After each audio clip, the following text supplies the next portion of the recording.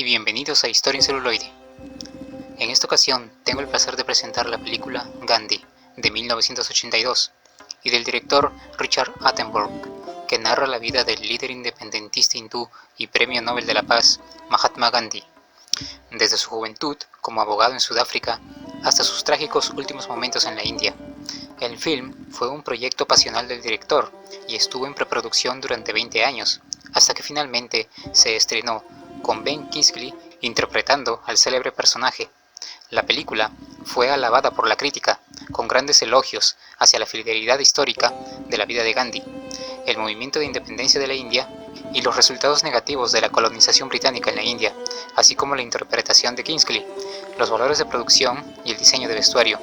También se convirtió en un éxito comercial. El film recibió 11 nominaciones a los premios Oscars, incluyendo Mejor Película, Mejor Director y Mejor Actor. La película ha sido alabada desde entonces por su mensaje de libertad y no violencia.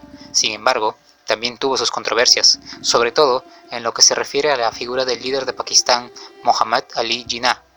De todas formas, ha pasado a la historia como una biografía digna de uno de los mayores humanistas y pacifistas del siglo XX.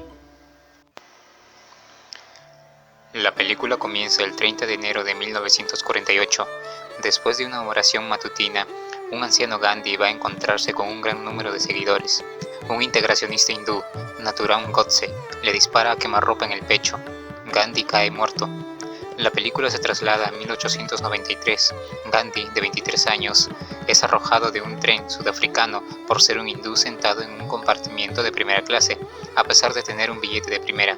Al darse cuenta de que las leyes están sesgadas contra los hindús, decide iniciar una campaña de protesta no violenta por los derechos de todos ellos en África. Después de numerosos arrestos y atención internacional no deseada, el gobierno finalmente cede a reconocer algunos derechos. En 1915, como resultado de su victoria en Sudáfrica, Gandhi es invitado a regresar a la India, donde ahora se le considera una especie de héroe nacional. Se le insta a emprender la lucha por la independencia de la India del Imperio Británico por personalidades como el activista Jawaharlal Nehru y el abogado Mohammed Ali Jinnah. Gandhi está de acuerdo y organiza una campaña de no cooperación no violenta de escala sin precedentes, coordinando a millones de hindús en todo el país. Hay algunos contratiempos, como la violencia contra los manifestantes, el encarcelamiento ocasional de Gandhi y la masacre de Jallianwala Bagh de 1919. Sin embargo, la campaña genera una gran atención y Gran Bretaña enfrenta una intensa presión pública. En 1930, Gandhi protesta contra el impuesto a la sal impuesta por los británicos a través de la muy simbólica Marcha de la Sal. También viaja a Londres para una conferencia sobre la posible salida de Gran Bretaña de la India. Esto, sin embargo, resulta infructuoso. Después de la Segunda Guerra Mundial, Gran Bretaña finalmente concede la independencia de India. Los hindús celebran esta victoria, pero sus problemas están lejos de terminar. Posteriormente, el país se divide por religión. Se decide que el área noroeste y la parte oriental de la India, actual Bangladesh, ambos lugares donde los musulmanes son mayoría, se convertirán en un nuevo país llamado Pakistán. Se espera que al alentar a los musulmanes a vivir en un país separado, la violencia disminuya. Gandhi se opone a la idea e incluso está dispuesto a permitir que Muhammad Ali Jinnah se convierta en el primer ministro de la India, pero la partición de la India se lleva a cabo de todos modos. Las tensiones religiosas entre hindúes y musulmanes estallan en violencia a nivel nacional. Horrorizado, Gandhi declara una huelga de hambre y dice que no comerá hasta que cese la lucha. La lucha se detiene eventualmente. Gandhi pasa sus últimos días tratando de lograr la paz entre ambas naciones. Por lo tanto, enfurece a muchos disidentes de ambos lados, uno de los cuales, Godse, está involucrado en una conspiración para asesinarlo. Gandhi es incinerado y sus cenizas se esparcen en el sagrado Ganges.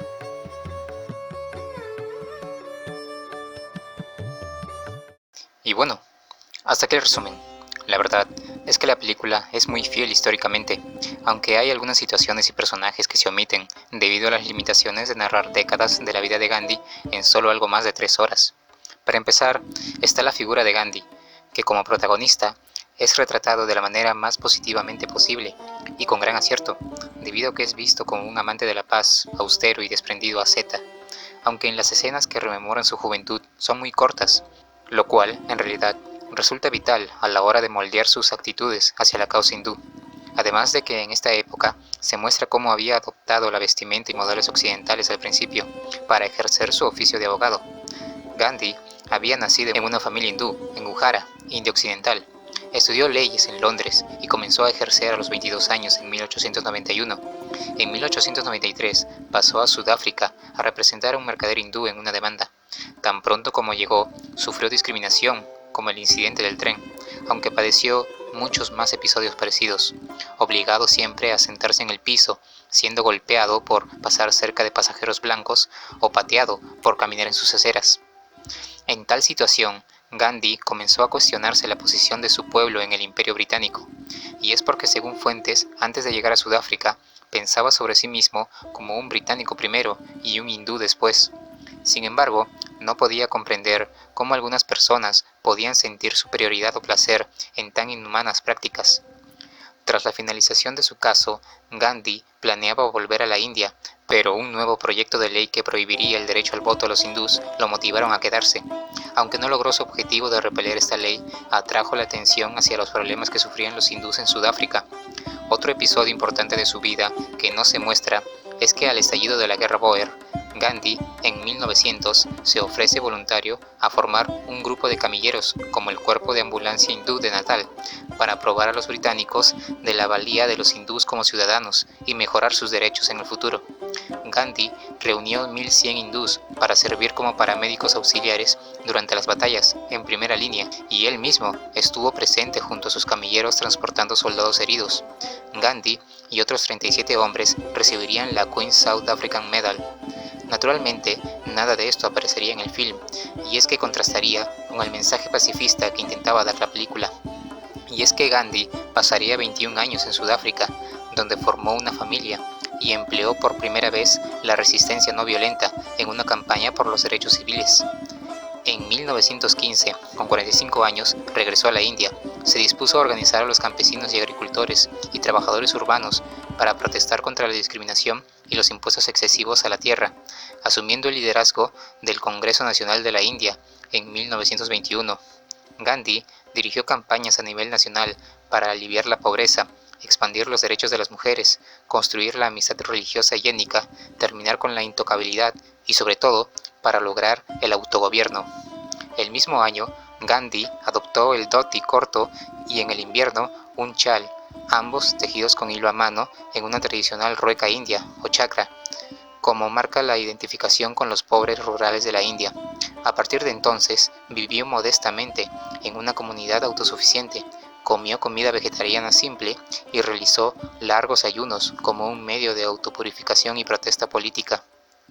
Al llevar el nacionalismo anticolonial a los indios comunes, Gandhi los llevó a desafiar el impuesto a la sal, impuesto por los británicos con la Marcha de la Sal, en 1930, y luego a pedir a los británicos que abandonen la India en 1942. Estuvo encarcelado durante muchos años en muchas ocasiones, tanto en Sudáfrica como en la India. La visión de Gandhi de una India independiente basada en el pluralismo religioso fue desafiada a principios de la década de 1940 por un nuevo nacionalismo musulmán que exigía una patria musulmana separada de la India. En agosto de 1947, Gran Bretaña concedió la independencia, pero el territorio se dividió en dos dominios, una India de mayoría hindú y Pakistán de mayoría musulmana.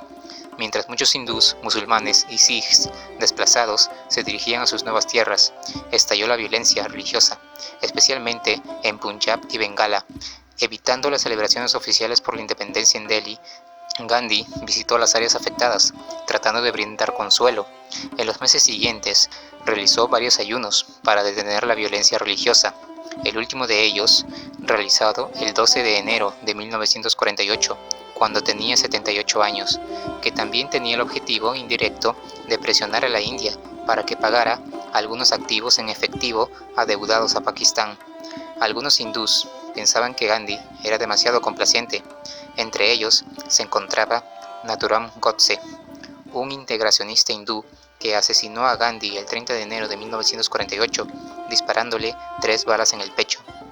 Actualmente, el cumpleaños de Gandhi, el 2 de octubre, se conmemora en la India como Gandhi Jayanti, una fiesta nacional, y en todo el mundo como el Día Internacional de la No Violencia.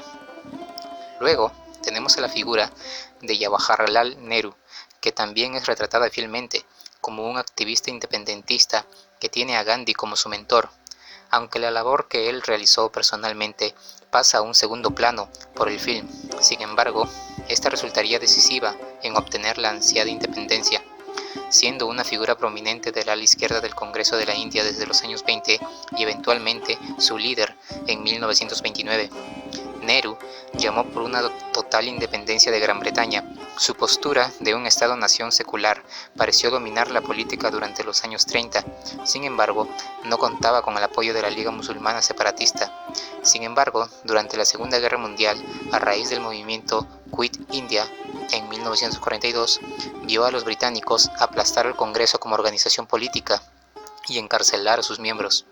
Nehru había escuchado a regañadientes el llamado de Gandhi para la independencia inmediata, pero originalmente había deseado apoyar el esfuerzo de guerra de los aliados. Salió de prisión a un panorama político muy alterado. La Liga Musulmana, dirigida por su antiguo colega en el Congreso y ahora oponente, Muhammad Ali Jinnah, había llegado a dominar la política musulmana en India. Las negociaciones entre el Congreso y la Liga Musulmana para compartir el poder fracasaron y dieron paso a la independencia y sangrienta partición de la India en 1947. Nehru fue elegido por el Congreso para asumir el cargo de primer ministro de la India independiente, aunque ya en 1941 Gandhi reconoció a Nehru como su heredero político. Nehru se propuso realizar su visión de la India. La Constitución de la India se promulgó en 1950, tras la cual se embarcó en un ambicioso programa de reformas económicas, sociales y políticas. Principalmente, supervisó la transición de la India de una colonia a una república, mientras fomentaba un sistema plural y multipartidista.